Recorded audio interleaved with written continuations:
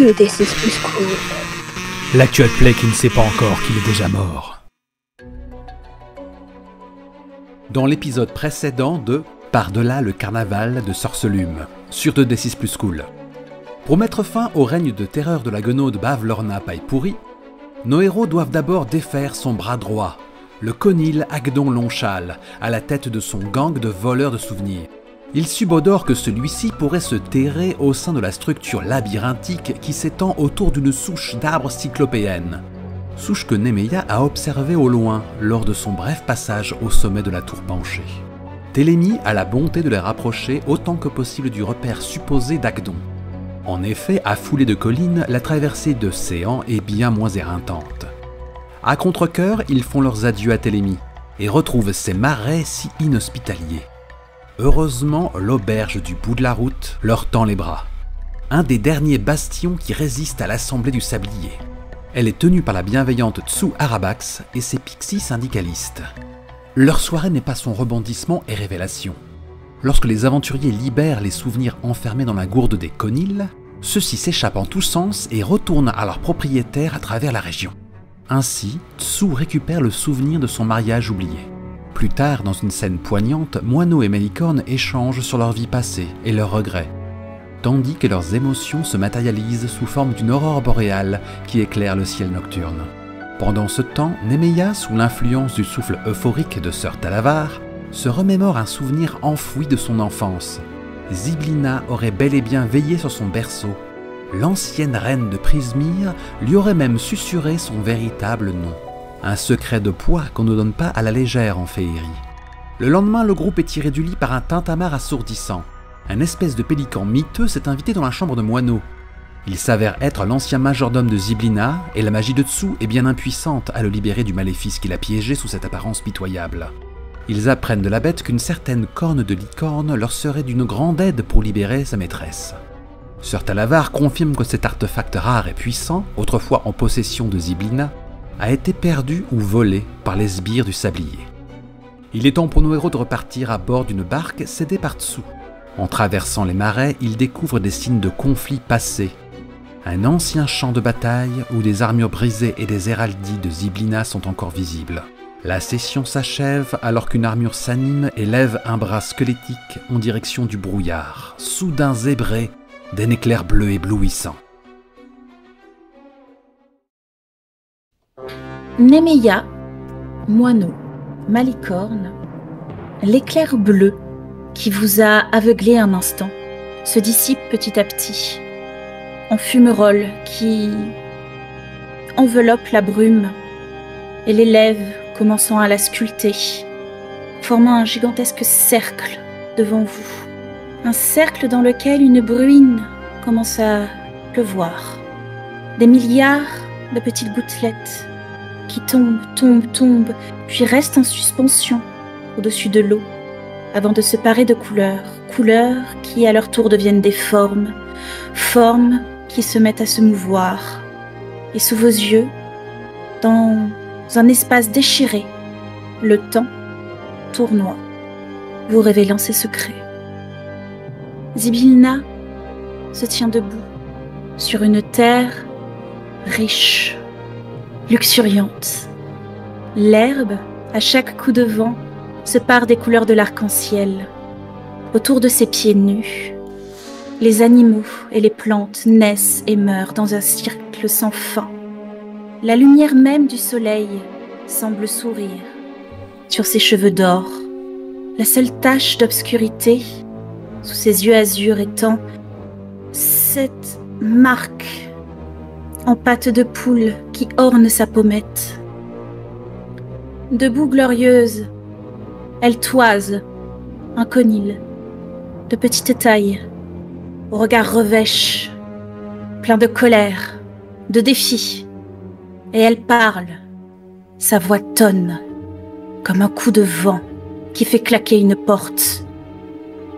Lorsqu'elle statue, pour ses crimes, Agdon Longchal devra livrer le symbole de sa légende et me remettre son écharpe en signe de pénitence. Et vous comprenez d'où vient cet éclair bleu. ce n'est pas le ciel qui s'étend à l'horizon, en grande partie caché par les branches d'un arbre. C'est une écharpe si longue qu'elle s'étend sur toute la vallée, et elle est accrochée au cou du conil. Il bombe le torse, se tourne vers la population et s'exclame: « Les lois auxquelles vous obéissez ne sont qu'un maléfice. La féerie n'est pas faite pour être sculptée par des archifées. La féerie est libre. La féerie est chaos. La féerie est source de toute magie et de tous les rêves des mortels du plan matériel. C'est parce que nous existons qu'ils ont la possibilité de rêver. » Il se tourne vers Zybilna et dit: « Je n'ai pas oublié cet territoire. Je me souviens de lui avant votre arrivée.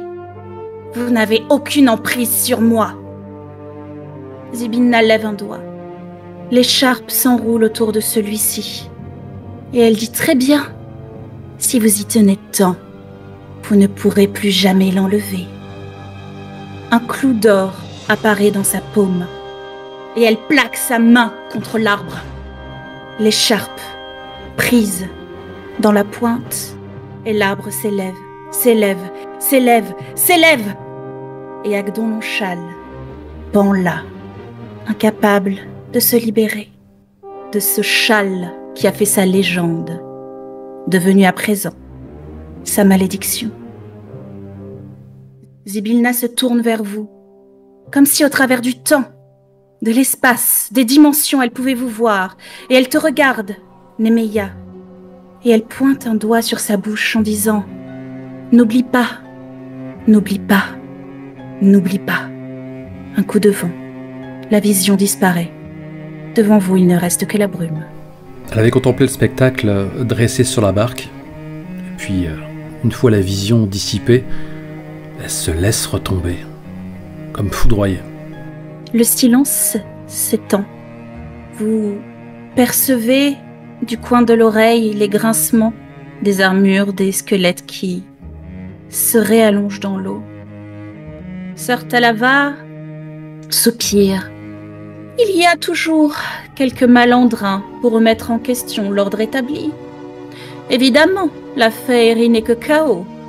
Mais si ce chaos n'était pas contenu, les plans matériels qui profitent de notre grain de folie n'existeraient plus depuis bien longtemps. Vous êtes bien mutique, compagnon. Malicorne se passe encore et encore le pouce sur les lèvres, avec dans les paumes de sa main une des rames sur lesquelles il s'est appuyé debout. Quoi qu'il pense, il n'en dit rien. Il finit par se rasseoir et par donner un coup de rame pour continuer à faire avancer la barque. Moineau reste lui aussi songeur, le regard un peu perdu dans le vide. Quand tu parles Nemeia, je pense qu'il a simplement une réaction, un petit haussement d'épaule. Il ajoute: j'avais déjà entendu parler des légendes, sa cruauté ne me surprend plus. Si Bling Bling n'était pas la criminelle que nous pensions, ce Agdon Lonchal est plus complexe que je le pensais. C'est pas la première petite frappe venue.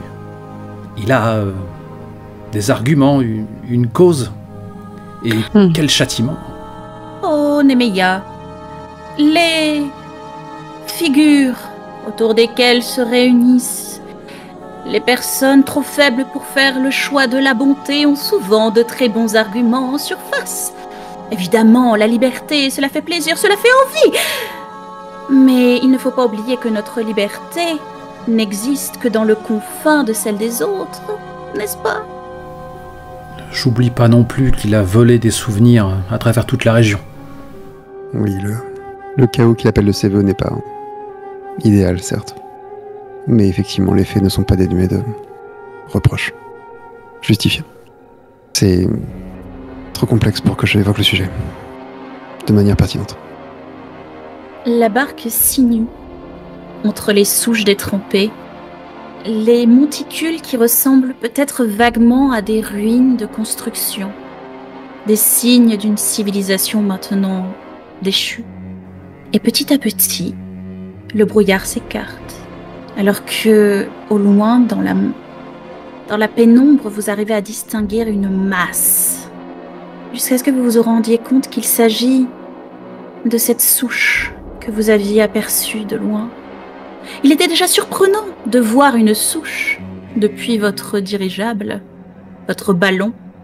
C'est maintenant que vous vous en approchez que vous réalisez que celle-ci, eh bien, pourrait rivaliser avec Télémie en matière de taille. Vous pensez qu'il est toujours captif là-haut? Ou les Gonodes l'ont libéré? Je doute qu'il puisse diriger ses troupes ainsi perchées. M'est avis qu'il s'est libéré d'une manière ou d'une autre. Si vous alliez repérer les alentours, avec l'avantage de vos ailes. Je ne vous laisserai pas vous aventurer dans des espaces incertains si je suis dans la capacité de vous guider. L'honneur le réclame. Sœur Talavar gonfle le torse, non pas sans vous rappeler peut-être un certain Conil, et s'élève, disparaissant rapidement dans la brume. Et pourquoi pas faire un jet ouvert si j'en ai la possibilité? Alors que la barque est à nouveau plongée dans le silence, Nemeia observe en coin ses compagnons, dont, comment dire, la flamme semble avoir été comme soufflée. Si tu observes attentivement Malicorne, tu te rendras compte que ça n'est pas exactement ce qui est en train de se passer. Si tu l'observes attentivement, tu vas te rendre compte que sa flamme tu pourrais le traduire comme ça, pourrait avoir changé de couleur. Si un feu brûlait là quelque part, ce serait un feu glacé. La seule chose qu'il fait, c'est resserrer ses ceintures et vérifier que ses lames sont bien aiguisées. Moineau, comment te sens-tu? Qu'est-ce que les autres voient de toi alors que vous vous approchez de votre destination? Je pense que y a une grande émotion en voyant Zybilna. Et la vision lui a amené une forme de... lui a rappelé à quel point ses sentiments étaient mêlés face à elle. Et donc un grand conflit intérieur, je pense. Quelque chose d'extrêmement torturé, puisqu'il espère la revoir, c'est la source de son pouvoir, et en même temps la démonstration de toute cette espèce de cruauté régalienne lui rappelle aussi à quel point cette relation ne sera jamais saine en fait. Donc vraiment un conflit intérieur qu'il essaie le plus possible de masquer, mais oui, clairement une intranquillité assez généralisée. Ouais. Pour les personnes qui n'ont pas l'image, sachez que Sœur Talavar a fait un jet de 24 pour sa discrétion et de 18 pour sa perception. Nous pouvons donc établir que sa mission se passe bien. Il finit par revenir, vous apparaissant presque comme un feu follet, avant de se poser sur la barque tant le brouillard est dense. Oh, mes amis, l'affaire se corse. Il semblerait que ces malandrins soient au courant de notre arrivée prochaine, ou en tout cas qu'une menace pèse sur leur petit territoire. Ils sont en position d'attaque, discrètement positionnés. La souche est immense. Je n'ai aucune idée de ce qui a pu faire tomber un arbre aussi puissant. Peut-être les Gonodes y sont-elles mis elles-mêmes. Je ne suis pas certain d'avoir aperçu cet Agdon Lonchal, mais une forme de magie bleutée circule un peu partout. La souche est encerclée de pontons, formant un genre de labyrinthe, et de ponton en ponton, une magie bleutée, oui, crépite, très rapidement. Peut-être certains sont-ils encore cachés? Je dirais qu'ils sont au minimum de 4 sur les pontons, peut-être plus en haut de la souche, dissimulés. Je ne ferai pas marche arrière en tout cas. Oh, aucun doute là-dessus. Juste, on va peut-être faire preuve de discrétion dans un premier temps. Genre, elle fait une sorte de gestuelle bizarre. Opération Commando. Moineau se lève. Je pense que ils me connaissent. De nom, du moins. Vous pouvez me faire passer pour votre prisonnier. Nous pouvons les infiltrer par ce biais. Ça tiendra pas debout. Je te rappelle qu'on a mis en déroute une première escouade et qu'on leur a subtilisé l'outre au souvenir. Ils ont dû donner... Certes. Tu marques un point. Mais ils ont dû se rendre compte qu'on l'avait ouverte d'une façon ou d'une autre, ça a dû se sentir. C'est vrai aussi. C'est peut-être pour ça qu'ils sont sur le qui-vive. Cela dit, s'ils sont 4 de ponton en ponton, ça n'empêche pas de les mettre à l'eau. Ça s'énage. Pas faux. Elle demande à Ka. Aucune idée.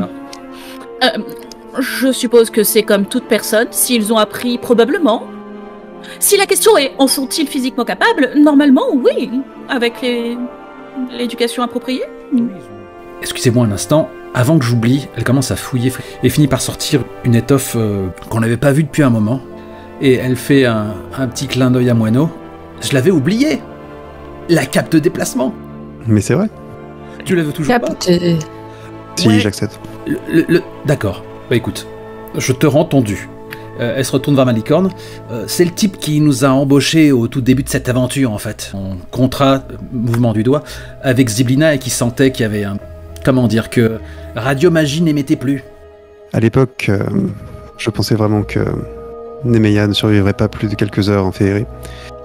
Maintenant, c'est pour ça que je lui ai laissé tous les objets, mais maintenant mon espoir est quelque peu supérieur.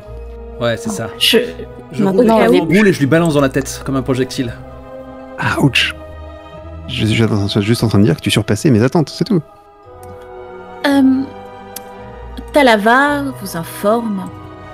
Je pense que nous pourrions utiliser le brouillard à notre avantage pour nous infiltrer sur les pontons et les contourner. Il va cependant falloir être discret, car une barque dans l'eau...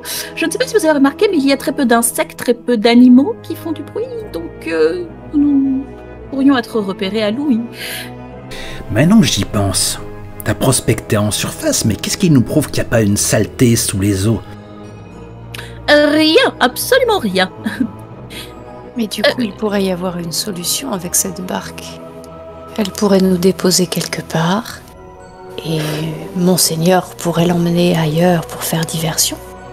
Parce que justement, elle fait du bruit. Oh, tout à fait. Je pense en être tout à fait capable. Lorsque je le veux, je suis tout à fait bruyant. La seule chose qui m'interpelle, c'est cette magie bleutée qui court sur les pontons. Elle pourrait déclencher l'alarme à un effet quelconque. Est-ce qu'elle a un rythme particulier ou est-ce qu'elle se déplace de façon chaotique? Je n'ai pas su repérer de régularité dans ses déplacements, malheureusement. Si ce n'est que... Elle avait l'air de régulièrement revenir vers les Conil. On met le plan en pratique? Après toi. Après, si Talavar fait la pas, ça marchera dans un premier temps, dans un second, faudra lui prêter main forte. C'est juste un effet de surprise. Je préfère arriver dans leur dos que face à eux. Très bien. Je vais demander à la personne qui mène la barque de faire un jet de discrétion pour réussir à vous faire débarquer, pour que Talavar prenne ensuite la barque, sans vous faire repérer. Je suis pas le plus discret, hein. Je veux dire, les paladins sont pas réputés pour... Non, je crois que je vais mener la barque. Hein. Je suis pas Si mauvais, ça va perso. tout. Bah vas-y, à toi l'honneur. Ok, je commence à manipuler la rame. Allons taper du lapin. C'était une 16. C'est un Oh, mais c'est pas 16. mal. Vous surpassez la La perception vigilance. de vos adversaires, oui. Mais rien Tout ne pile, permet de sachez-le. savoir. De façon méta, je vous l'annonce, parce que je trouve ça rigolo. Vous étiez à 2 doigts.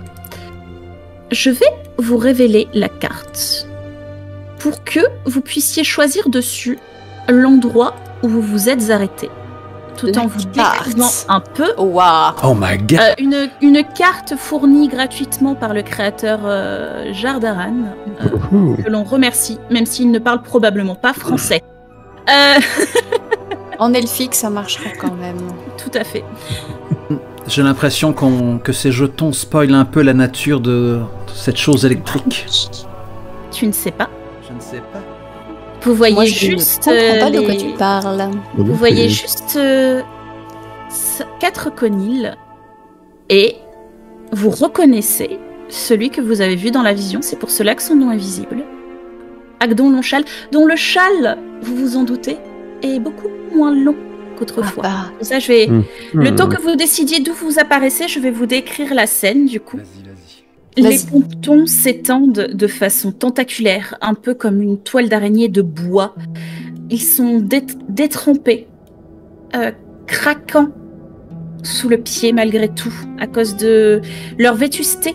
Ce qui est surprenant parce que, techniquement, cet endroit n'existe que depuis récemment. Cependant, c'est presque comme si l'environnement rongeait les lieux. Essayez de le dévorer le plus vite possible. Il y a de la mousse, du lichen, des champignons un peu partout.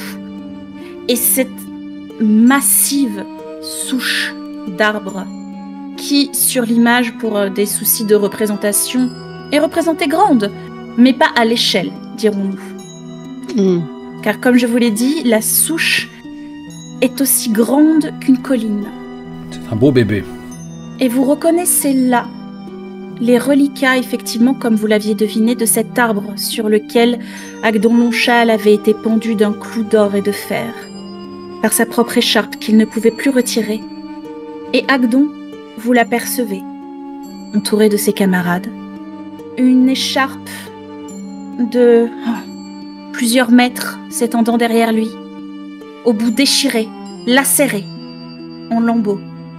Il semble leur parler, mais de là où vous êtes, vous ne comprenez pas ce qu'il leur dit. Vous êtes trop loin. Non, Malicorne se hisse discrètement sur le ponton alors que la barque passe non loin, aussi souple qu'il peut, et il tend la main pour monter à sa suite. Il les attire dans quelle direction?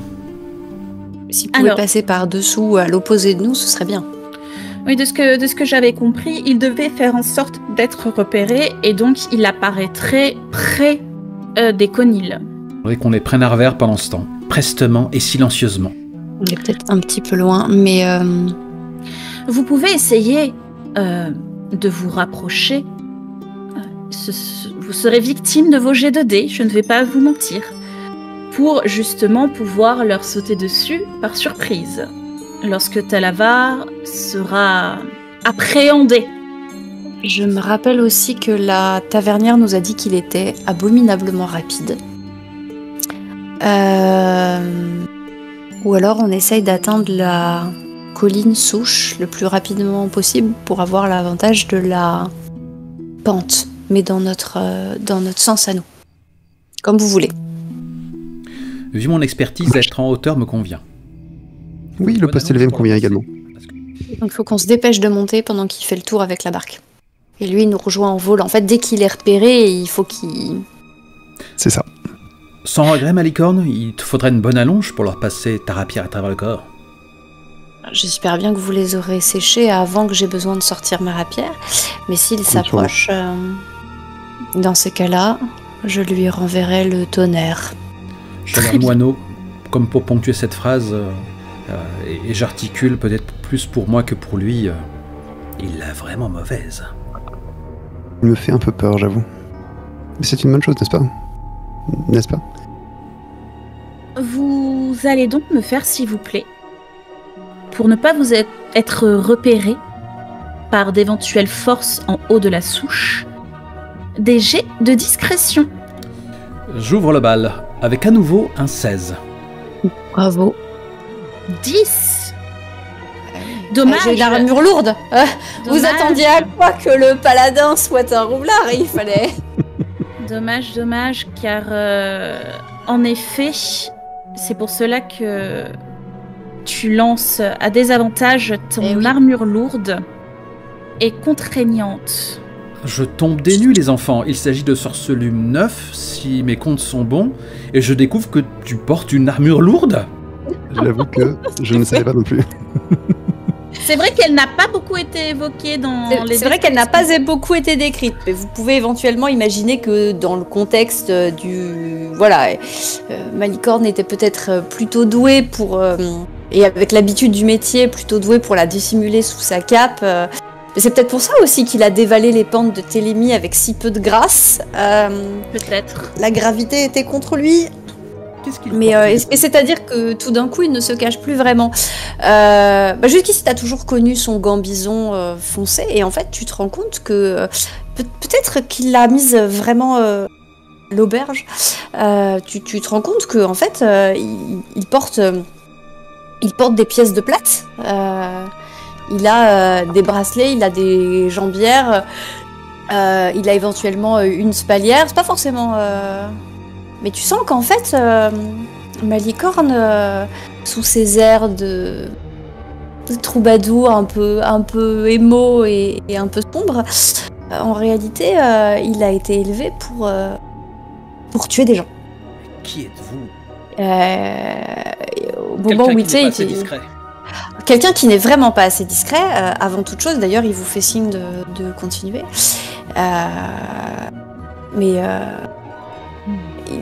Il te lance comme ça, pendant que vous prenez de l'avance, il te dit, dans un souffle, qui fait un peu de buée d'ailleurs, il te dit, éventuellement d'ici la fin de la journée, tu auras ta réponse.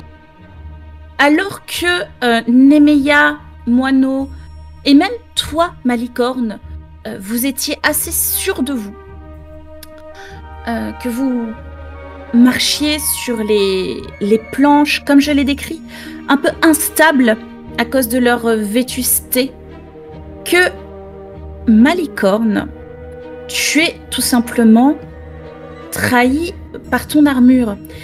C'est-à-dire que ta semelle glisse sur de la mousse humide, et alors que tu pensais pouvoir te rattraper sans problème avec élégance, tu es un combattant très dextre, il y a ton brassard qui tape sur la poutre de bois à laquelle tu essaies de t'accrocher et qui résonne comme une petite cloche. Il teinte. Tu teintes, Malicorne. Il serre la mâchoire, tu vois la contraction des muscles au niveau des joues, tu sais le... Je vois rien du tout, je vois Magic Missile, oui. Et je vais donc faire un autre jet pour voir si Sir Talavar peut vous sauver les meubles. Très bien. J'adore. Il a fait un 18 sur son charisme pour attirer l'attention. Ce qui est quand même un jet plutôt élevé. Vous entendez dans votre esprit une chose que vous ne saviez pas être dans les capacités de Sir Talavar jusque-là. Il ne me semble pas qu'il s'en était servi jusqu'à présent. Vous entendez la voix de Sir Talavar qui s'exclame « Allons bon, à cœur vaillant, vient toujours l'aide dont il a besoin !» Et vous entendez sa voix de ténor qui s'élève alors que le bruit des rames explose dans l'eau comme quelqu'un qui ferait des bombes à répétition dans une piscine. Son souffle draconique multicolore fait exploser des paillettes dans les airs. Et vous l'entendez chanter « Soon may the Wellerman come to bring us sugar and tea and rum. One day when the tonguing is done, we'll take our leave and go. » Et son chant de marin qui résonne dans l'atmosphère. Et alors que vous entendiez des voix, des voix qui susurraient un peu partout, que vous voyez les toiles au sommet de la souche s'agiter, pour se pencher dans votre direction, il y a ces feux d'artifice qui explosent dans les airs et toute l'attention se tourne vers la barque de Sir Talavar que vous voyez se dessiner dans l'ombre, dans la brume. Que faites-vous ? Je pense que en elfique, Malicorne dit « Go, go, go, go !» Ça veut dire allez. Nous allons, car l'action a commencé, changer un peu d'atmosphère sonore pour nous, et je suis sûre que Volsung, avec le talent dont il est capable, saura faire de même pour les spectateurs, une fois que cela sera diffusé. Et est-ce que je ne vais pas me figer à mes parcours en me disant Et je me retourne vers Moineau et puis je murmure, j'essaie de murmurer d'une voix effrayée. Et s'il y a des pièges pour les non-initiés, c'est ce que je ferais moi si j'avais un repère comme ça. Et à ce moment-là, tu me doubles et tu bondis. Vous courez en vous rapprochant, vous vous rendez compte que les nœuds de l'écorce forment comme des escaliers naturels. Les conils, peut-être grâce à leur morphologie, n'ont pas eu besoin, semble-t-il, de sculpter plus que ça le bois pour pouvoir s'en servir. Mais pour vous, ça va être un peu plus compliqué, ça prendra un peu plus de temps. Mais vous commencez à escalader la surface de la souche. Beaucoup de choses se passent en même temps. Je vais donc vous demander d'avoir patience et bienveillance envers moi, car je vais vous décrire 2 scènes qui se déroulent simultanément. Moineau, je considère que comme tu es le premier à arriver, tu seras concentré sur ce qui se passe au sommet de la souche, tandis que les 2 autres, vous pourrez choisir si vous vous concentrez sur ce qui arrive à Sœur-Talavar ou si vous vous tendez l'oreille pour ce qui arrive à Moineau, ce sera votre choix. Moineau, tu t'élèves légèrement au niveau de la souche. Je ne sais pas si tu escalades totalement ou si tu observes avant de grimper, de finir de grimper. Mais en tout cas, tu vois ce qui s'apparente à une mer de tissus colorés. Dans cet environnement qui jusque-là, à part la colline de Télémie justement, n'était que nuances de brun, de vert, de gris, morose. Tu as devant toi des pans de tissus rouges, roses, violets, jaunes, des broderies dorées, argentées, des perles qui clinquent. C'est vraiment une mer de joie. Un patchwork vivace, mouvant, qui abrite des dizaines et des dizaines de personnes.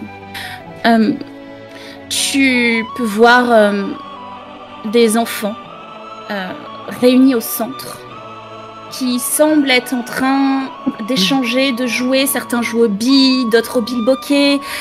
Beaucoup font des concours de saut, de danse.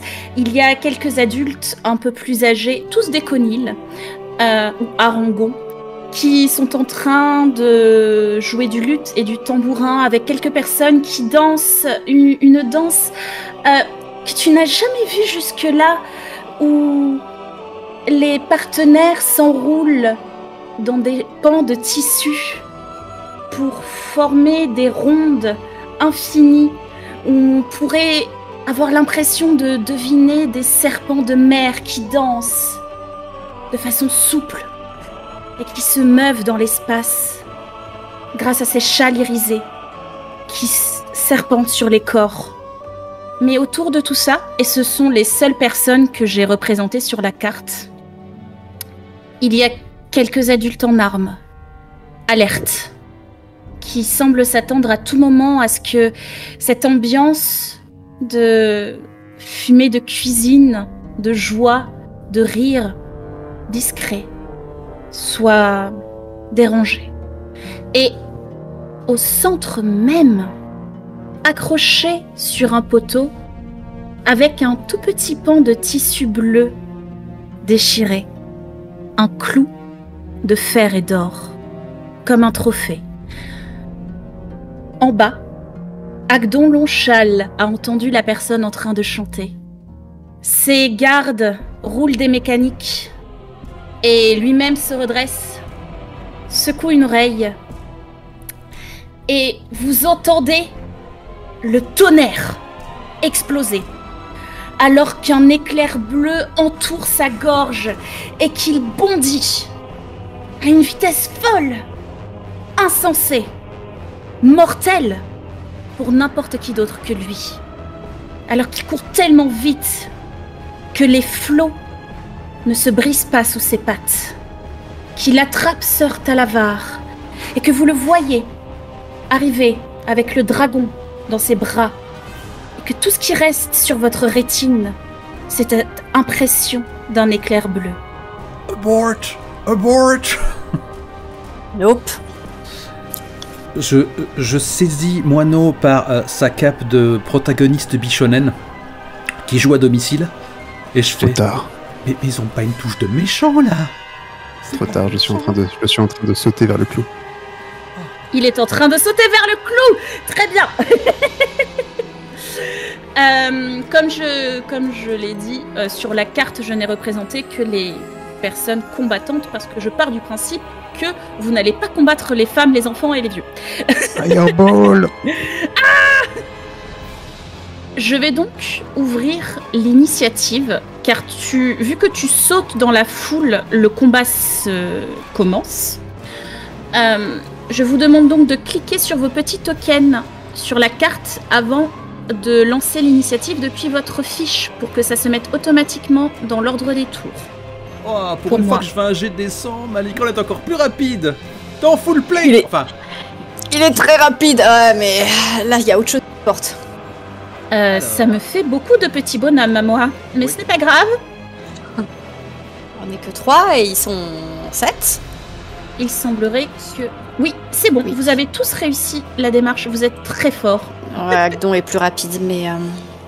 Cependant, voilà une des règles de Donjons et Dragons qui est à votre avantage. Vous avez créé une diversion. Il s'attendait à ce que quelqu'un vienne, mais du mauvais côté. Il y a une règle optionnelle de D&D qui est que lorsque vous avez la surprise, vous avez un tour complet sans tenir compte du turn order. C'est-à-dire que vous pouvez agir un tour entier. Et puis après seulement, on tiendra compte de l'ordre des tours. Moineau, tu as donc, comme un tour habituel, déplacement, action, action bonus, que tu peux faire gratuitement. Ton déplacement est donc, si j'ai bien compris, de te précipiter vers le clou.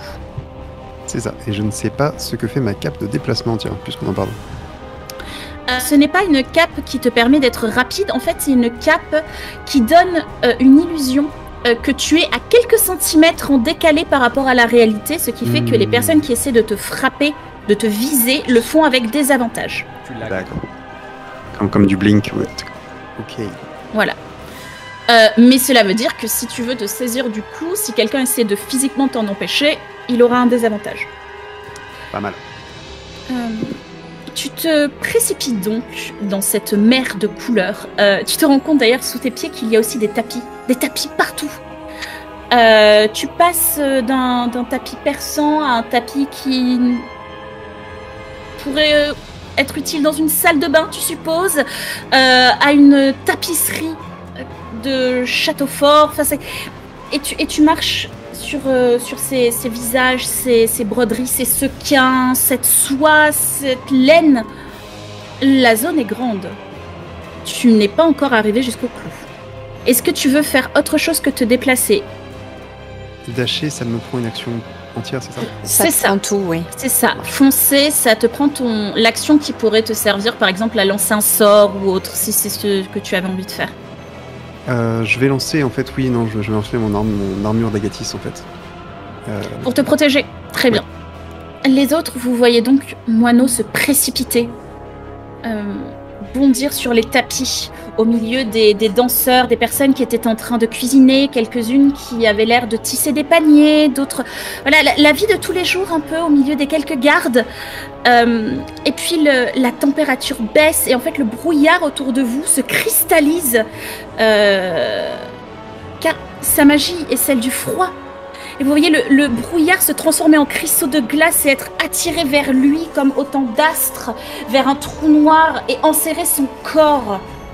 Alors que ce visage un peu plus animal que vous aviez déjà aperçu, Moineau revêtir, déforme ses traits, peut-être aussi dans une forme de protection pour dissuader les gens de s'approcher de lui. Les autres, que faites-vous? Vous avez votre action. Malicorne va sauter par-dessus le rebord de la touche, prendre appui comme ça avec les mains, faire un gros truc, et il va se précipiter dans la foule jusqu'à croiser le premier groupe d'enfants qu'il voit. Il va en attraper un par le col et il va venir mettre sa lame sous la gorge du gosse. Très bien. Malicorne, tu bondis et Nemeia. Jusqu'à présent, tu as toujours su que Malicorne était un edgy boy. Que à chaque fois qu'il entrait dans une pièce, il y avait du Linkin Park qui résonnait. Voilà, c'était sa vibe, quoi. Tu n'avais jamais vu Malicorne agir sur sa vibe. Lorsque Moineau prend son masque féerique, il ressemble presque à un oiseau de proie. Hein, dans les descriptions, il devient plus aigu, plus anguleux. Lorsque Malicorne prend son visage féerique, il devient flou, comme si les ténèbres se densifiaient autour de lui, comme si le brouillard s'agglutinait, mais pas pour former une armure, pour empêcher de voir clairement ce qu'il est en train de faire. Les limites de sa personne sont presque indistinctes. Il est rapide et il t'évoque une image, celle du croque-mitaine, Oui, totalement. qui venait te chatouiller les pieds la nuit, lorsque tu Totalement. n'étais pas sage. Là, tu m'ôtes les mots de la bouche, en fait, puisque là, Nemeia va faire une petite crise d'angoisse. C'est vrai qu'à faire... il va dire, mais ils sont trop mignons. C'est nous les méchants. On est les méchants, en fait. Et elle va juste se tasser, s'agripper à son bâton et gâcher son foutu tour d'avance, à ne rien faire du tout, qu'à se lamenter, regarder en tous sens. C'est un petit village idyllique, trop mignon, avec des plats qui sentent bon. Et nous, on arrive, on gâche la fête. Ça va pas du tout, j'ai pas signé pour ça.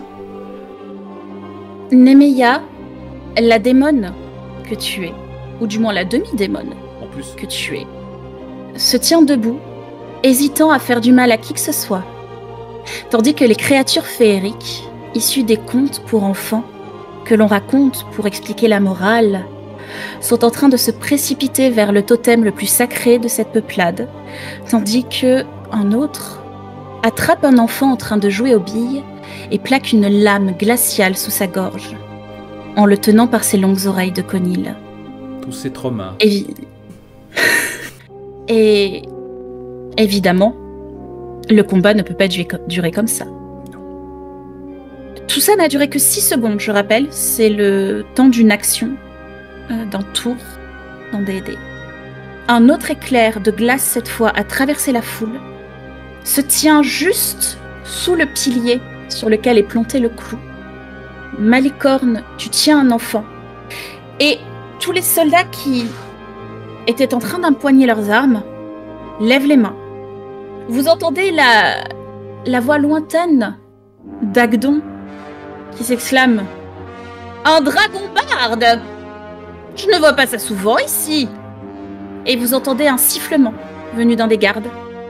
Malicorne, on s'éloigne de toi, te laissant le champ libre, les mains levées. Tu as la possibilité de regarder en bas Agdon qui tient... Parce que je rappelle que Talabar est tout petit, qui le tient par le torse et le regarde en l'élevant légèrement au-dessus de sa tête, son écharpe battant au vent. Et lorsque on siffle et qu'on te laisse passer pour que tu puisses montrer à leur chef que tu as un otage, il te regarde, plisse les yeux. Son regard se pose sur les symboles de ton armure et ta chevalière, visible car tu tiens les oreilles de l'enfant. Il bascule la tête en arrière et s'exclame « Même transformé en statue, elle m'emmerde! J'ai le tien, t'as le mien. On fait quoi ?» Combien d'entre eux es-tu prêt à perdre? Est-ce que quelqu'un pourrait décrire le regard de Morgane? Moi, j'ose même pas la regarder. Lorsque une émotion forte est ressentie en féerie, le monde change. L'eau commence à baisser autour de la souche. Et des vénules bleutées électriques partent des pontons et s'élèvent comme des mains qui s'extirpent du bois et se plantent dans la souche, tandis que de l'ichor noirâtre sort de sous les pieds de Malicorne et coule dans les veines du bois, dans chaque interstice, tachant les tapis colorés. Et les deux apparitions s'élèvent, se faisant face, ne se touchant pas encore, alors que les arcs électriques crépitent, les fumerolles noirâtres dansent. Agdon sourit, te fait un clin d'œil et te dit « Mathématiquement, c'est toi qui finiras par perdre au premier si on part sur ce chemin, mon beau. » N'a aucune idée. Ça n'a rien à voir avec les mathématiques. Agdon Lonchal, créature de chaos. Je suis le paladin de la vengeance et je suis venu te régler ton compte. Soit nous faisons ça entre nous, soit ils y passeront tous et je mettrai le feu à cet endroit jusqu'à t'entendre crépiter sur place.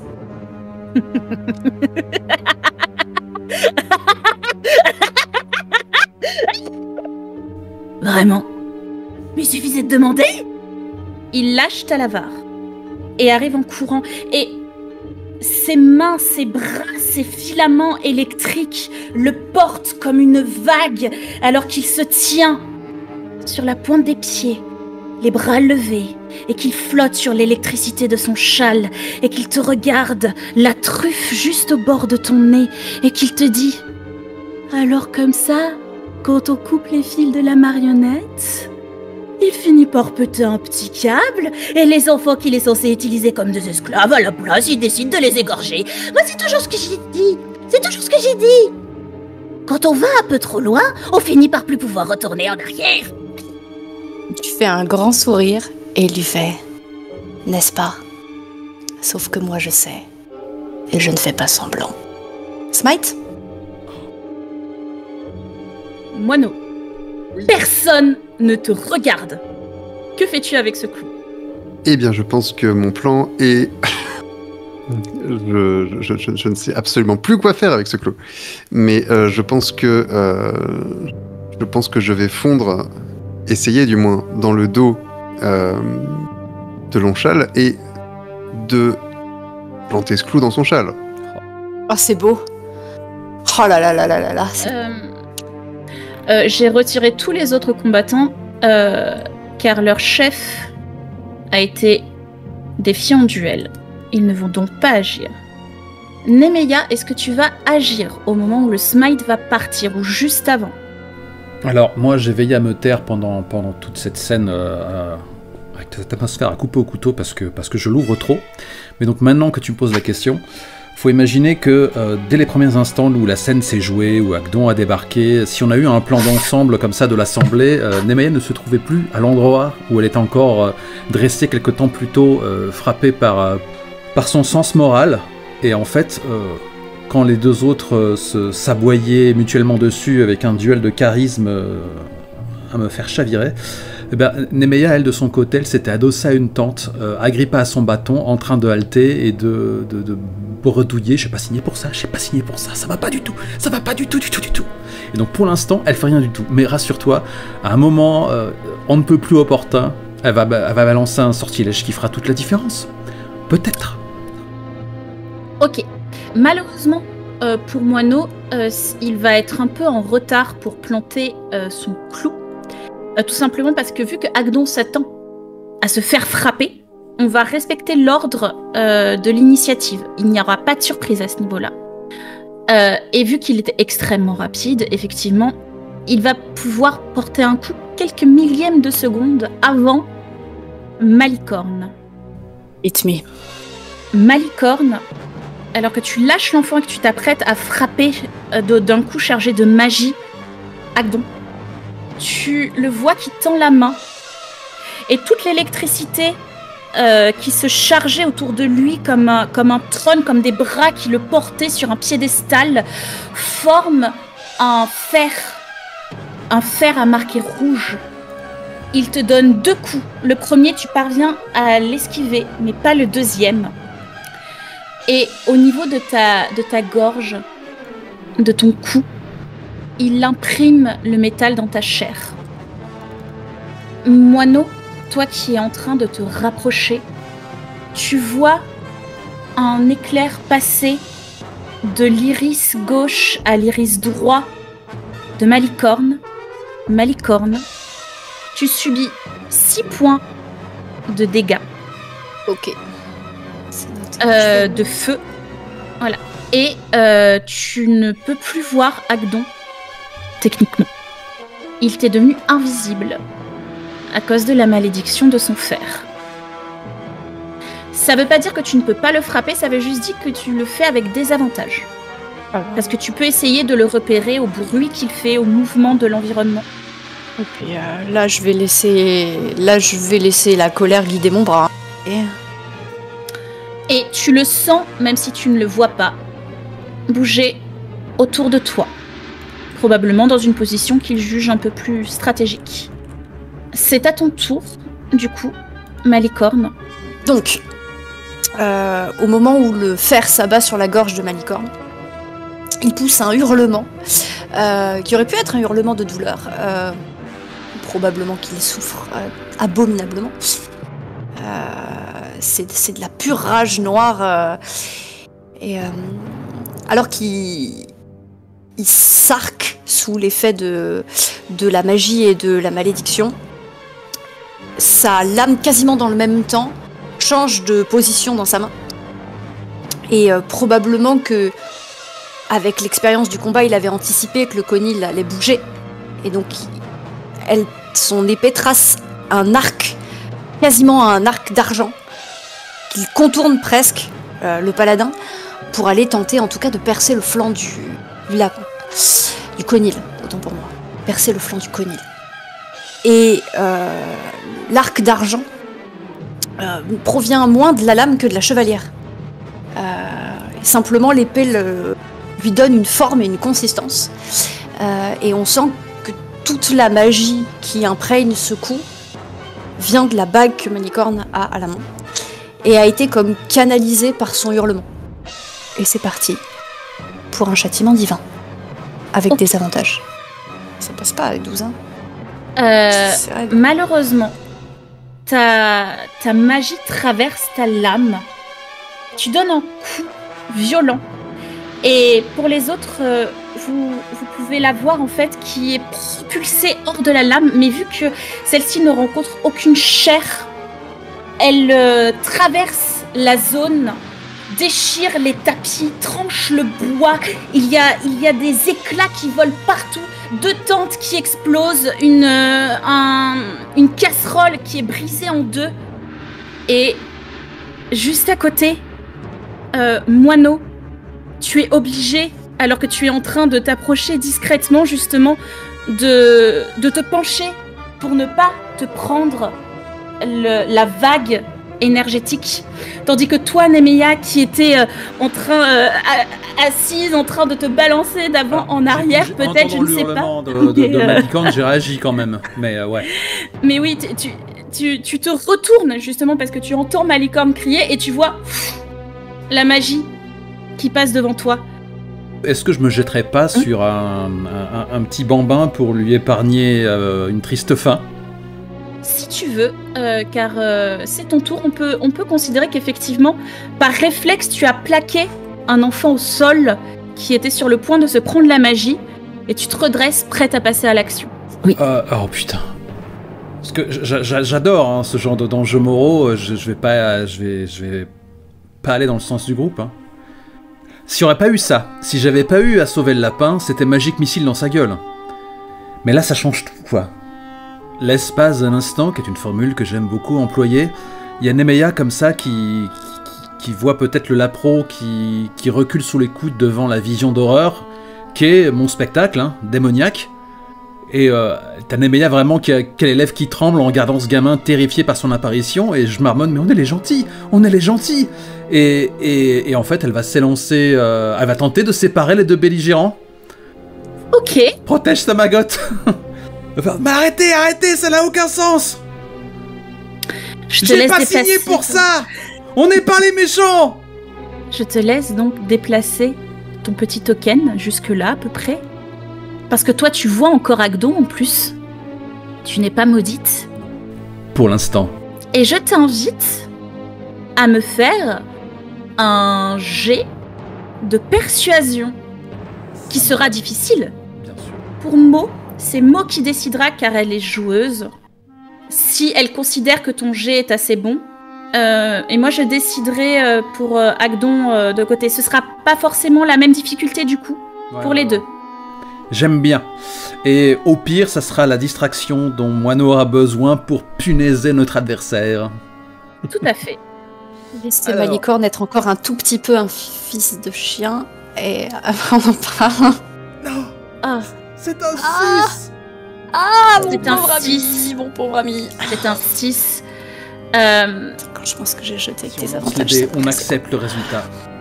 Nemeia, tu essayes d'intervenir, mais en fait, tu ne sais pas comment c'est possible. C'est comme si ce bout de tissu avait une vie propre. Quand tu essaies de les séparer, de parler, l'écharpe de long châle s'enroule autour de tes lèvres, non pas pour t'étrangler, mais vraiment juste pour te faire chut. Et tu Laisse les entends adultes discuter.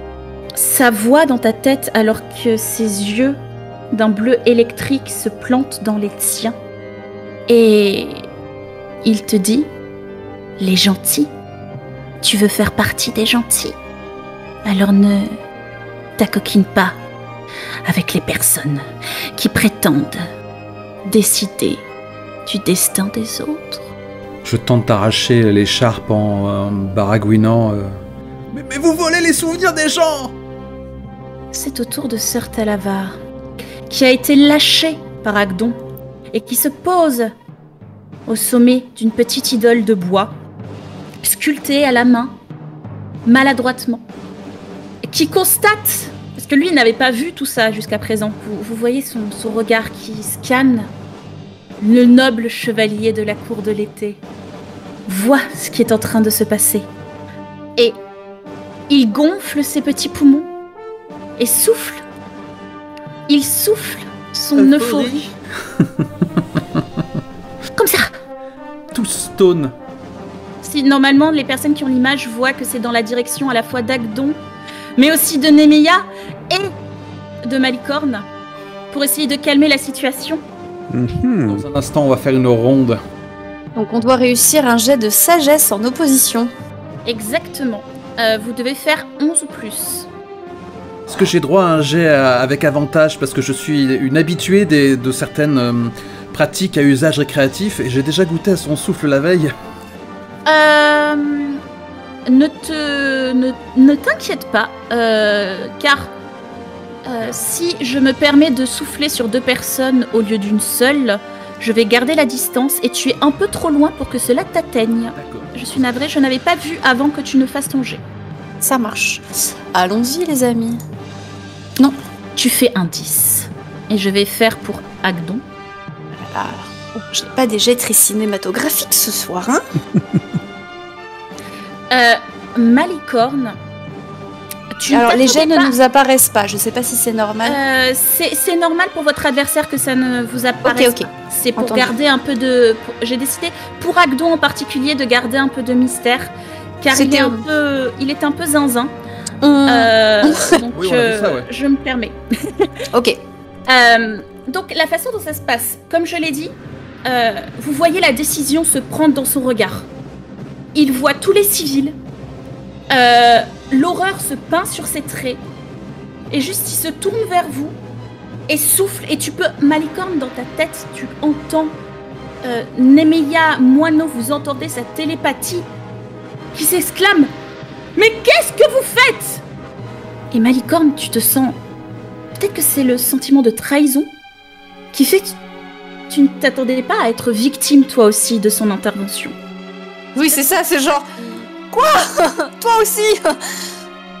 Et donc, comme tu peux le constater sur le texte, jusqu'à soit que Sœur Talavar te libère de son emprise, soit que le temps est passé, etc., ou que tu réussisses ta sauvegarde, tu seras confus au point que tu ne pourras pas prendre de tour complet.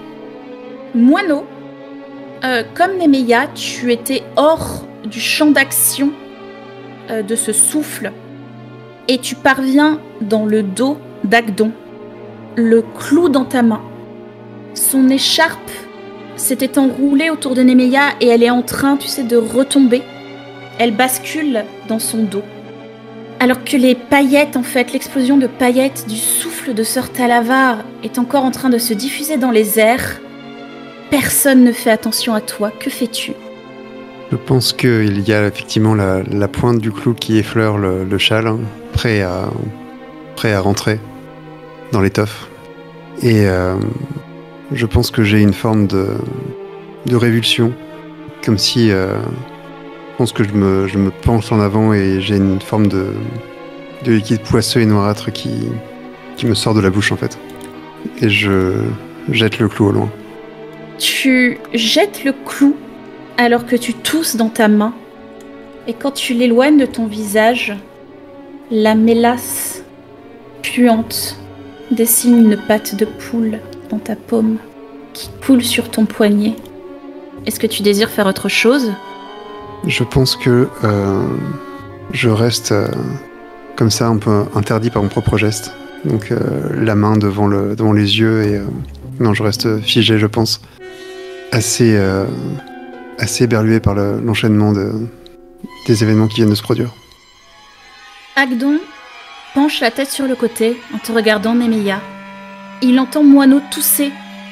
Il se retourne. Le clou roule. Au loin sur le bois. Il se penche vers Moineau. Il prend ta main, le dos de ta main dans sa paume. Il regarde la patte et il écrase sur ton visage le symbole de Zybilna. Et il te dit: qu'est-ce qu'elle t'a promis? Qu'est-ce qu'elle t'a promis?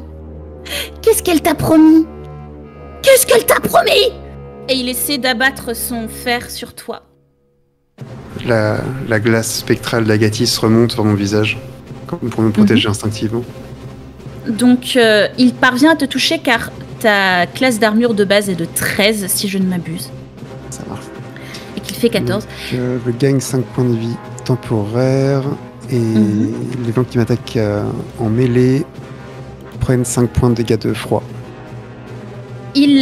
Alors qu'il te tient, en fait, tu sais, il te plaque cette chose que tu as crachée sur ta joue et qu'il répète cette question, qu'est-ce qu'elle t'a promis? Il attrape son fer alors que ça lui brûle sa propre main pour vraiment le plaquer sur ton ventre. Tu ne le vois plus. Il t'est invisible. Quand je le vois faire ça, c'est Magic Missile dans sa bouche. Au moins, je suis sûr de le toucher. Très bien.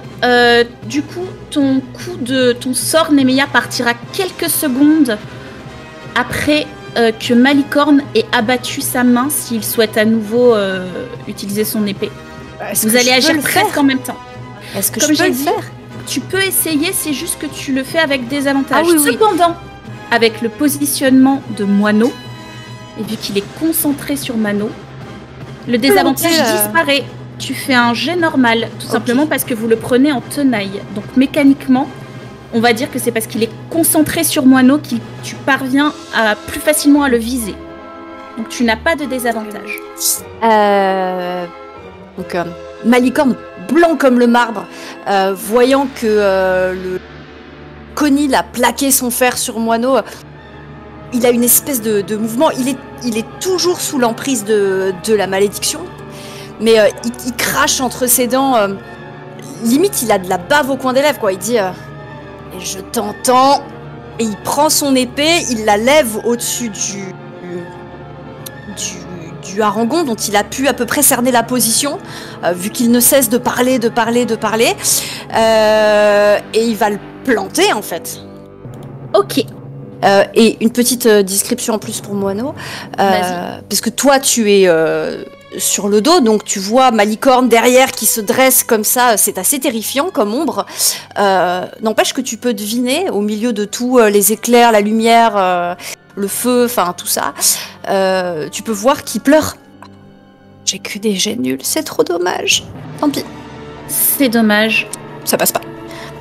Tu lui hurles que tu l'entends au milieu de tes larmes. Mais il est extrêmement rapide. Nemeia, toi qui le vois encore, tu aperçois son corps qui s'arque. Et tu aperçois quelque chose d'autre. Malicorne était sur le point de toucher Moineau lorsque votre adversaire l'a tiré en arrière, comme s'il dansait avec lui. La lame se plante, le bois se fend, le sol s'affaisse. Et ton sort est sur le point de partir, Nemeia. Que fais-tu? Je peux le dissiper ou il faut qu'il parte? Tu peux le dissiper, ce n'était pas encore ton tour. Tu avais cette intention, Ouais. la magie s'accumulait, mais tu ne l'as pas encore lancée. Là, c'était la preuve dont j'avais besoin, quoi. Là, il est hors de question que de continuer, et je vais m'attaquer à la créature la plus dangereuse dans cette arène, et je vais vraiment me mettre en travers de Malicorne, brandir mon bâton comme une sorte de barrière entre nous. On Ok. arrête tout de suite. On discute. Tu rengaines ça tout de suite. Fais-moi un jet à ton choix. Parce que tu veux t'interposer physiquement. D'athlétisme ou d'acrobatie. Pour savoir déjà si tu arrives à te positionner entre eux. Va pour acrobatie, c'est là où je suis la moins mauvaise. C'est un 9. Tu ne parviens pas à te placer entre les deux. Cependant, cette fois, je ne te fais pas faire de jet pour convaincre Malicorne. C'est Malicorne qui va décider s'il t'entend, vu que c'est la deuxième fois. Agdon t'a entendu.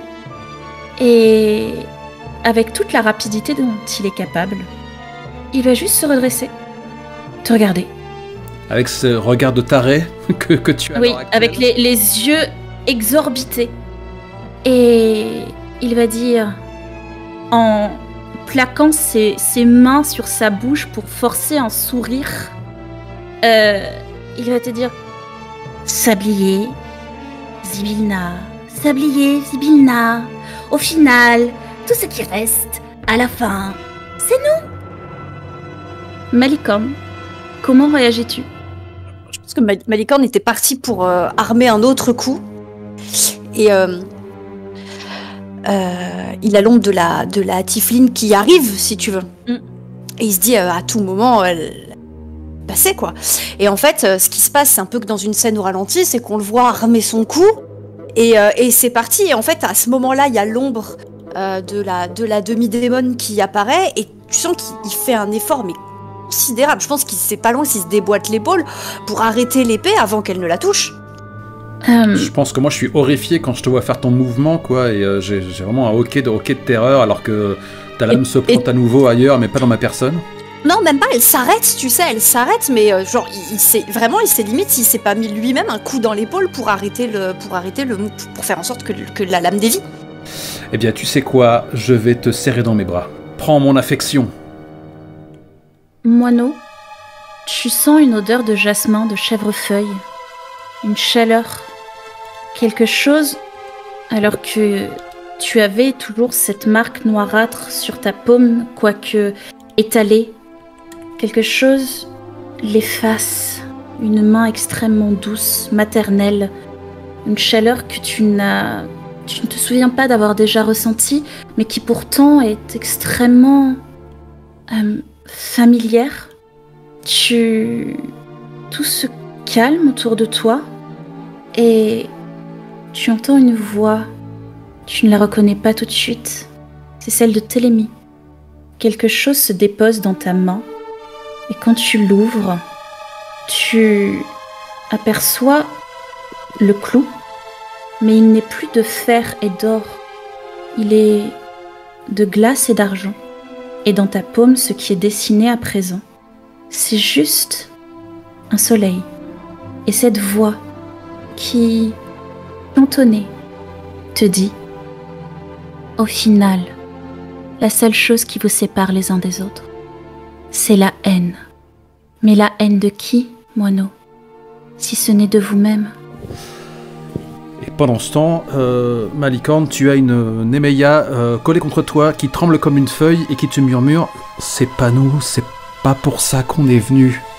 On vaut mieux que ça. Il y a des enfants, il y a des familles. On les terrifie, regarde !»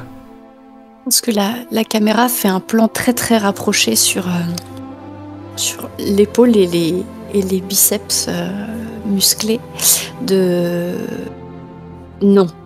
Bref. De Nemeia. Parce que c'est une aventurière quand même. Avec ses colifichets et... En fait, il y a juste la chevelure brune et éparse de Malicorne qui dépasse de cette étreinte-là. Et effectivement, il hasarde un œil bleu qui est quand même... Enfin, c'est vraiment une expression de... C'est plus du chagrin ou de la douleur, enfin, c'est une espèce de bulle d'incompréhension. Il est perdu et pourtant il a encore les yeux injectés de sang à cause de l'effet de la malédiction.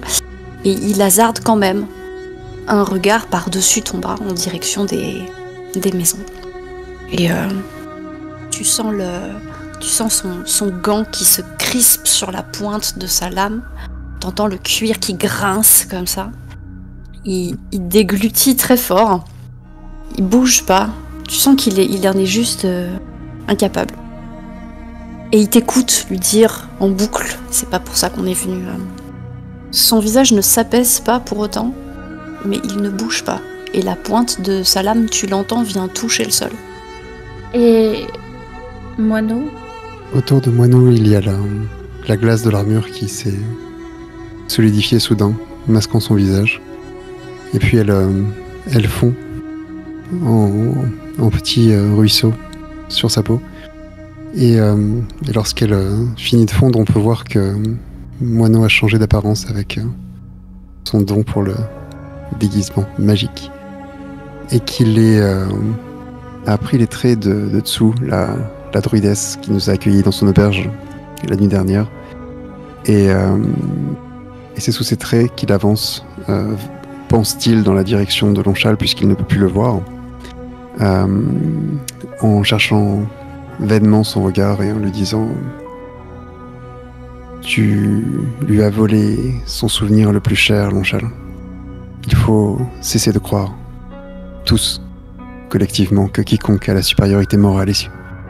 Nous sommes tous fous ici, depuis bien trop longtemps. Il est temps de sortir de nos petites bulles de savon pour nous regarder, vraiment nous regarder, et accepter le fait qu'il est temps de bâtir quelque chose, ensemble, de meilleur. Ne penses-tu pas ? Est-ce que tu sais ce que ça fait, petite poupée de glace, que d'attendre pendant si longtemps que l'on peut sentir les secondes s'égrener à l'intérieur de ses organes ? Peut-être que oui ! Peut-être que oui. J'ai été sculptée à partir d'un bout de bois et d'un clou et d'un collier. Toi, c'est ton nom qu'on t'a enlevé. On m'a libérée.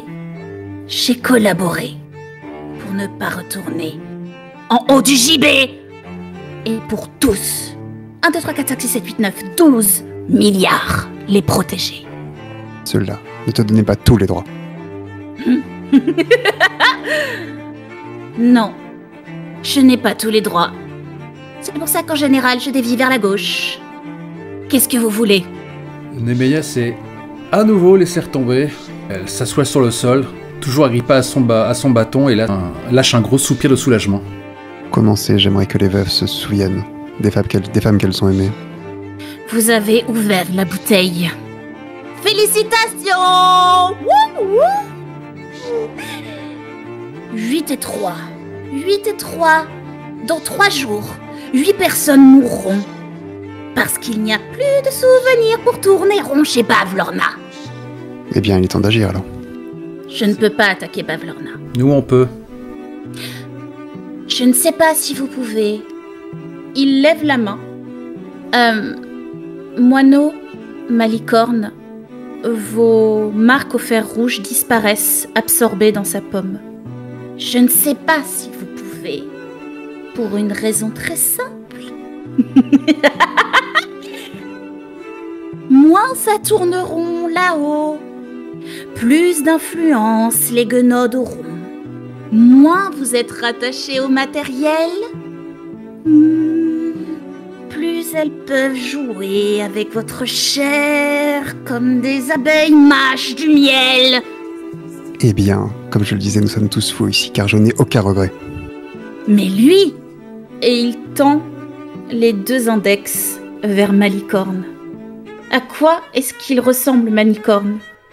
Il n'a pas bougé d'un centimètre. C'est-à-dire que quand Nemeia est tombée de soulagement, avec un grand soupir agrippé à son bâton, il est resté exactement dans la position qu'il avait quand elle le serrait contre elle. Son influence sur lui est tellement forte.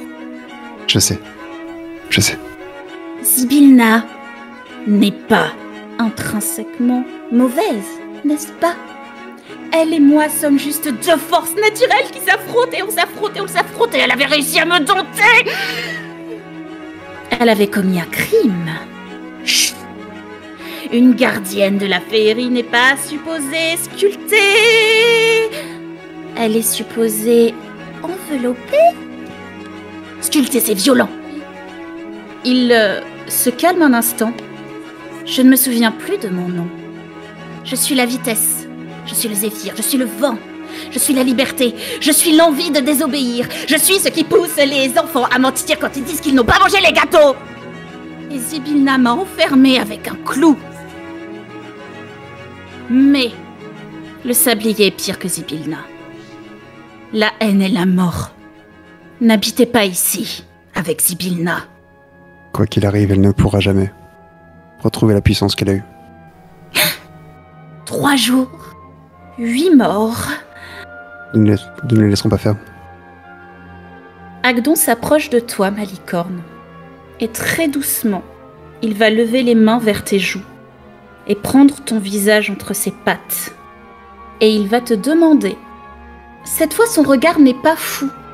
Il est très fixe, très net. Et il va te demander. Veux-tu te souvenir de ce que c'était que de rêver?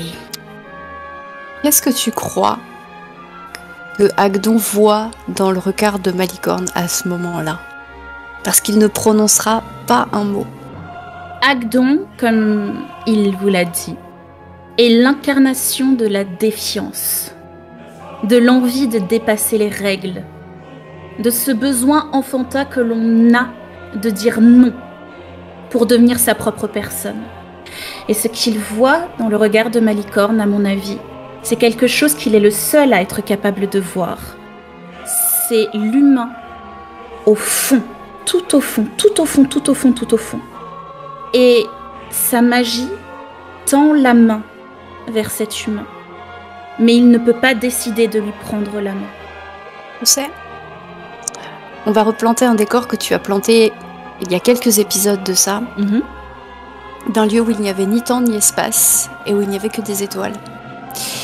Et tu vois la patte du lapin qui traverse comme ça, cette espèce d'espace dans lequel flottaient des milliers de choses qui ont appartenu à des milliers de gens. Et il y a une espèce de main gantée qui s'approche comme ça, et qui vient juste poser le bout de son doigt sur le bout de la patte du lapin. Au moment où ce contact se fait, Nemeia, tu entends quelque chose, un souvenir très ancien. Une voix qui te dit « Tu t'en souviendras au moment où ce sera le plus important. » Moineau, le clou que tu tiens dans ta main, tu le vois commencer à briller. Tu le vois commencer à briller et à flotter. Et la main d'Agdon se referme sur celle de Malicorne et tire. Et Malicorne, alors que tu ne le vois pas, tu n'en es pas capable, mais les autres le constatent, la foule des habitants pousse un cri de terreur lorsque le clou explose pour révéler une fleur qui vient s'enrouler sur la chevalière de Malicorne. Le métal fond et la marque de Télémie apparaît sur la main de Malicorne à la place de celle de Zybilna. Alors que Agdon écarte les mains. Malicorne, quelque chose a changé très profondément au fond de toi. Parce que tu as demandé de l'aide. Nemeia, une bouche se pose juste à côté de ton oreille et te dit « Natacha ».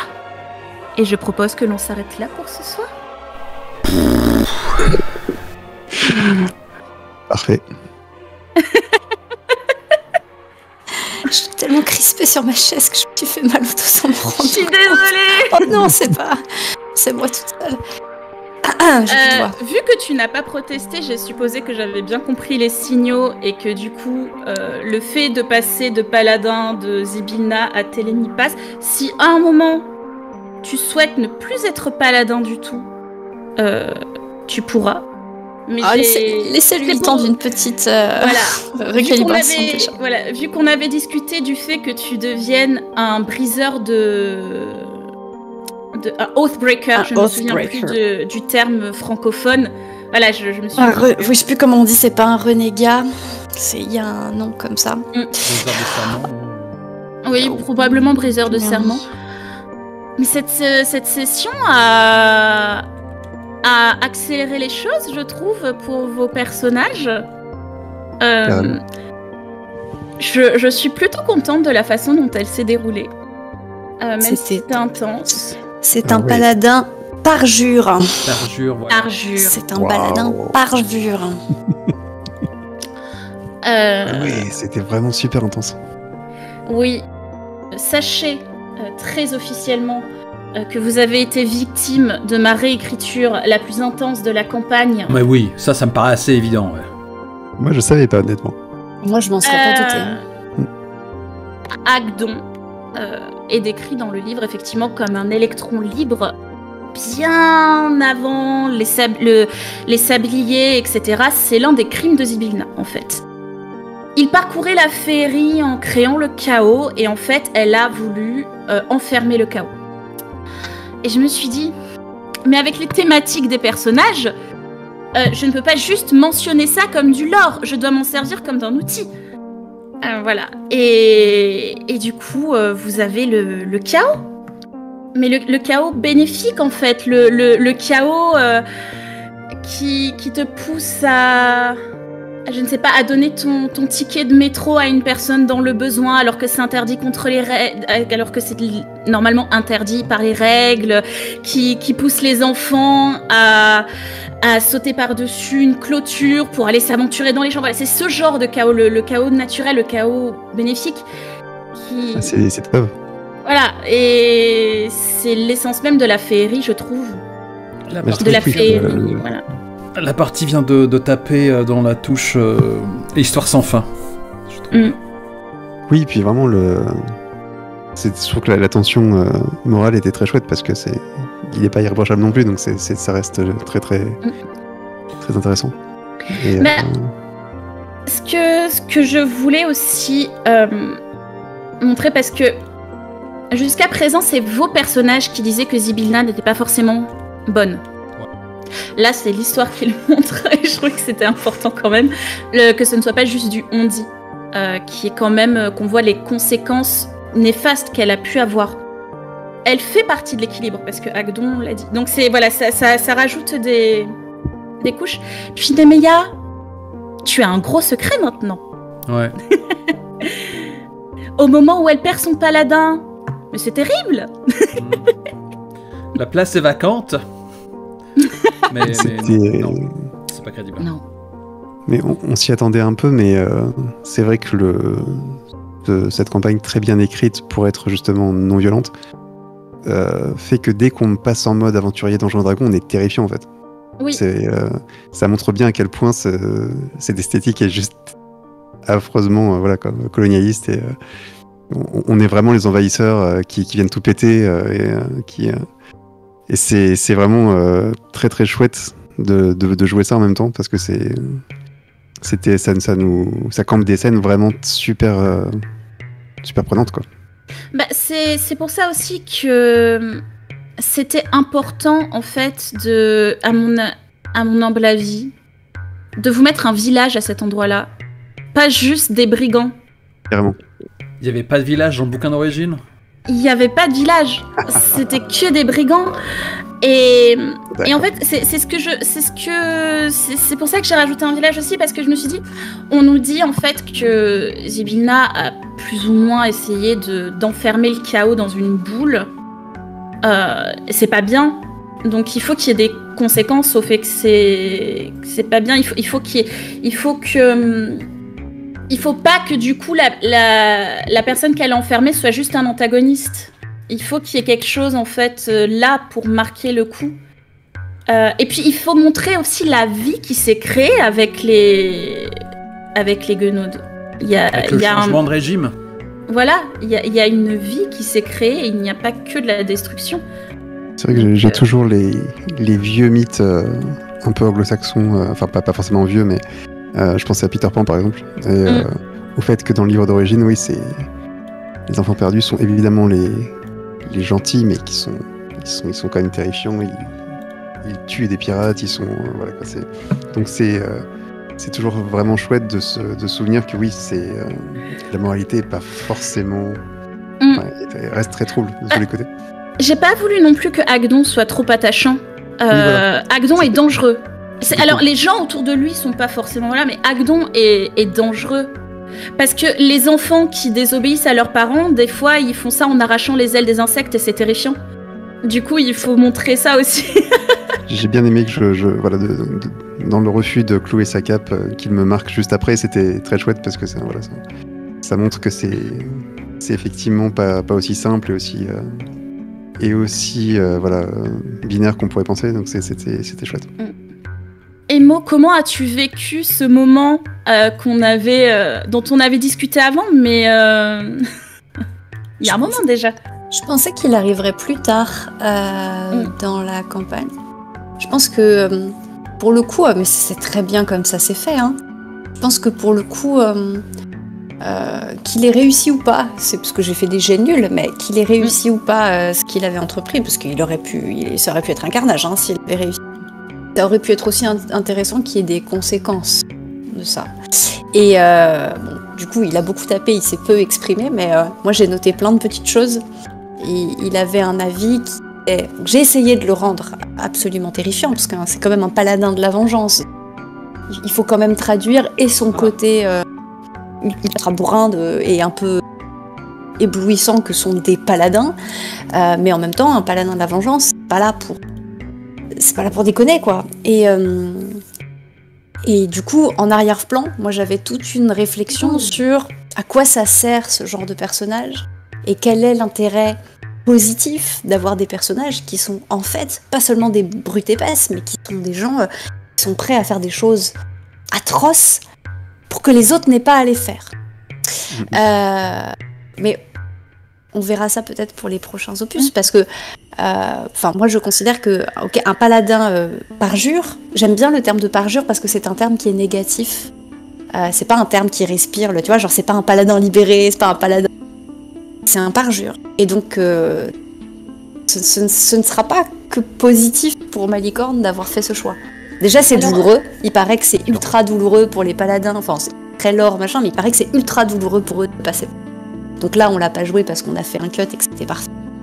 Mais en fait ça ne se fait pas de gaieté de cœur ces choses-là. Et je pense qu'il faudra quand même qu'il garde, enfin ça devienne pas quelqu'un de lumineux pour autant. Alors je n'imaginais à aucun moment qu'il devienne lumineux.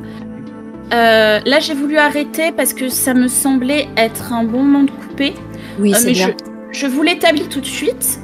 On va reprendre vraiment in medias res à la seconde près à la session prochaine, parce que comme tu l'as dit, je ne l'ai pas oublié en tant que MJ.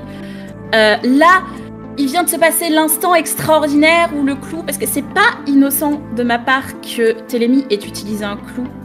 Voilà, il y a Nemeya qui est un peu le regard dans le flou, qui vient d'apprendre un nom, etc.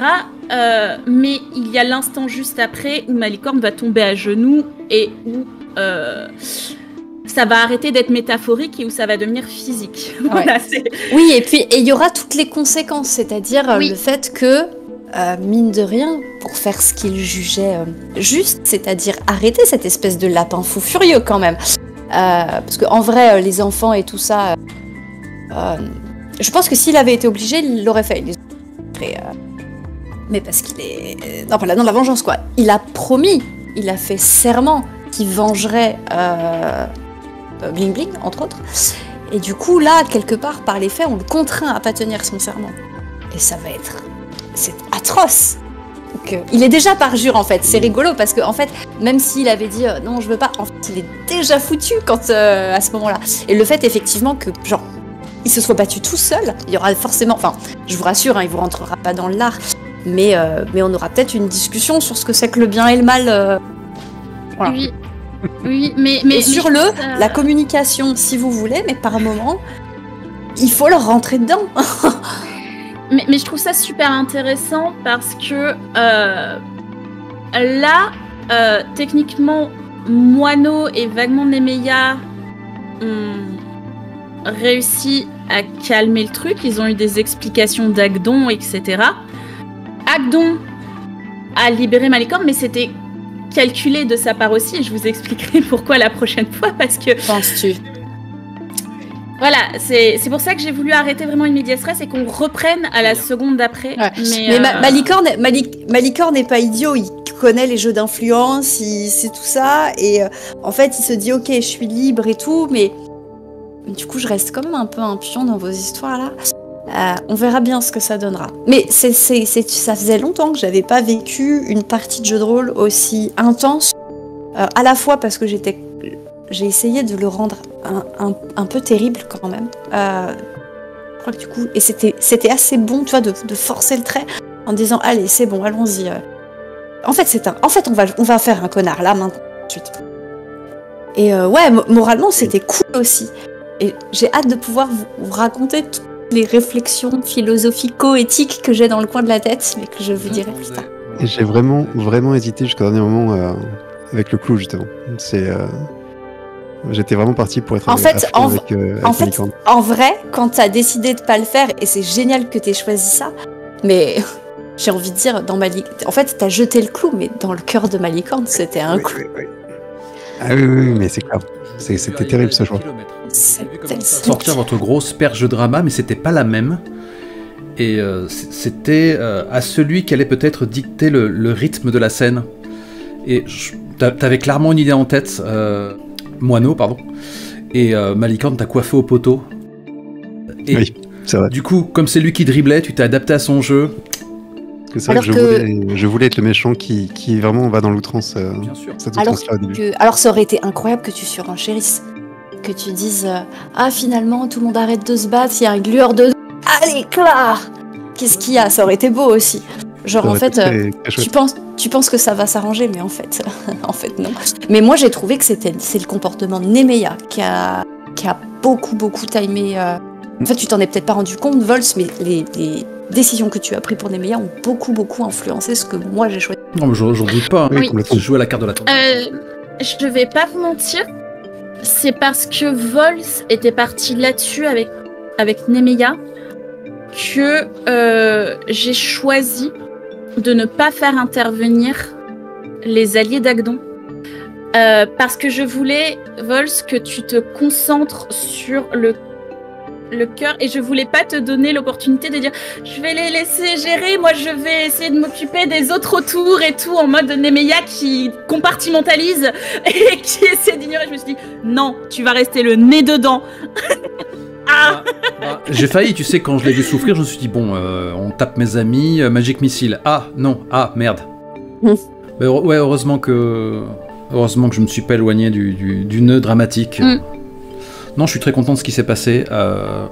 J'avoue que quand la campagne a commencé, je savais très bien qu'on commençait par la légèreté et que plus tard on ferait de la 2d6 plus coolerie, que ça allait devenir plus intense, et ça y est. Je pense que ça va faire une montée. Je pense que ça va faire une partie incroyable. Ah oui. Ah oui. Et je dis ça avec beaucoup de sérieux. Non, je pense aussi. Je l'avais rarement été aussi happé par une de la fiction, quoi.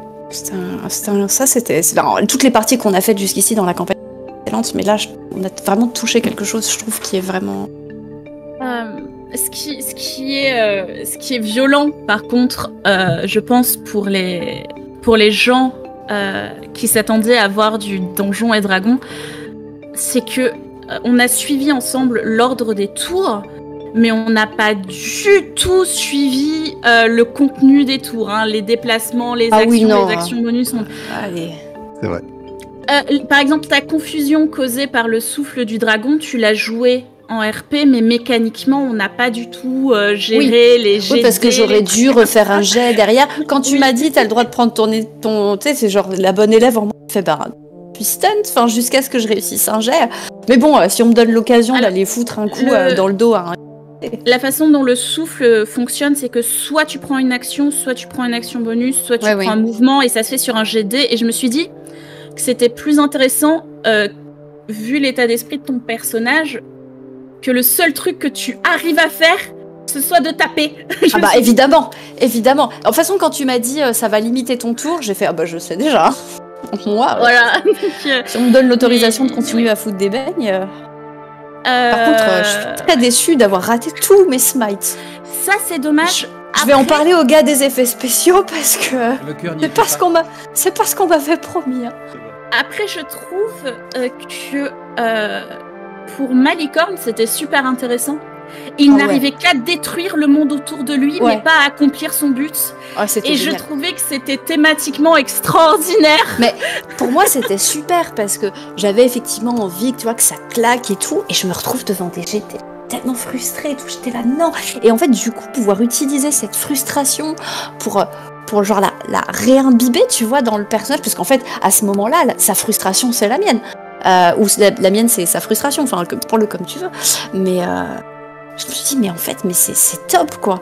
C'est un personnage qui est censé péter des gueules et il n'y arrive pas. Et du coup, qu'est-ce que ça fait quand l'outil marche pas et quand en plus il a conscience d'être cassé.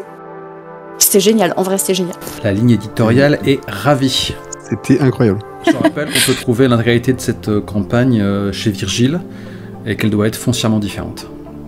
Ah, je pense, oui. Je pense, oui.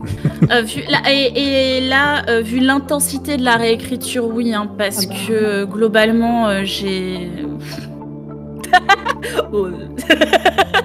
Alors, moi, j'en ai déjà parlé par le passé, mais j'ai beaucoup de mal à jouer en ligne sans faire autre chose à côté. Et là, vraiment, la fiction m'a complètement porté. Et ça a vraiment lutté contre mon problème d'inattention, donc c'était vraiment, vraiment super chouette. Merci encore. Va falloir qu'on discute, JC, parce que maintenant je vois toutes nos parties passer et je t'imagine sur Candy Crush. Pas loin. Pendant Vampire. Oui. Pendant Vampire en train de jouer. Du coup, oui, l'ex de, oui, il est là. Attends, je suis en train de fais la sœur de Kenneth, oui. Moi, je trouve ça incroyable que tu arrives à raccrocher les wagons malgré tout. Ah oui, non, mais bon, c'est en faisant des trucs vraiment pas très low on, voilà quoi, pas très engageant. Low-key, très low-key. Mais voilà, juste pour activer une partie de mon cerveau pour rester dans le truc quoi. Au contraire, pour rester concentré. Mais oui, là, j'en ai pas eu besoin, c'était vraiment, vraiment top. Merci encore. Et ton interprétation d'Agdon Lonchal était juste... merci. Incroyable. J'avais la pression. C'était du grand art. Hein. Vraiment génial. Pour réussir à l'incarner comme ça, vraiment imprévisible. Et j'avais envie en fait qu'il soit énervant, mais en même temps qu'on ait envie d'écouter ce qu'il a à dire parce qu'il avait l'air d'avoir un vague truc intéressant dans son discours derrière. J'espère que j'ai réussi à rendre ça. Complètement. J'ai trouvé que c'était très bien. C'était l'équilibre que je voulais trouver. T'as envie qu'il se taise parce qu'il fait pas sens, il a une voix désagréable et en plus t'as envie de lui taper dessus, mais en même temps, qu'est-ce que tu veux dire? Essaie de t'exprimer. Voilà, c'était l'équilibre que je voulais trouver. Malicorne n'est pas encore redescendu, il pourrait toujours dégoupiller, c'est... Oui. Mais c'est ça, c'est que... Faut que le lapin fasse très gaffe, parce que... Le conflit n'est pas fini. Non. Pas du tout. De lapin. Merci encore, c'était un moment incroyable. Je suis heureuse de l'avoir vécu avec vous. Moi aussi. Voilà. Bonne soirée les gens, à bientôt. Je vais vite aller préserver mes sources. Je vous fais des gros bisous. Oui, j'espère que la première moitié est toujours là. Voilà. Croise les doigts. On va croiser les doigts. Allez, Gros merci bisous. beaucoup pour la partie, c'était super. Merci. À très bientôt. Bisous, à bientôt. Bientôt.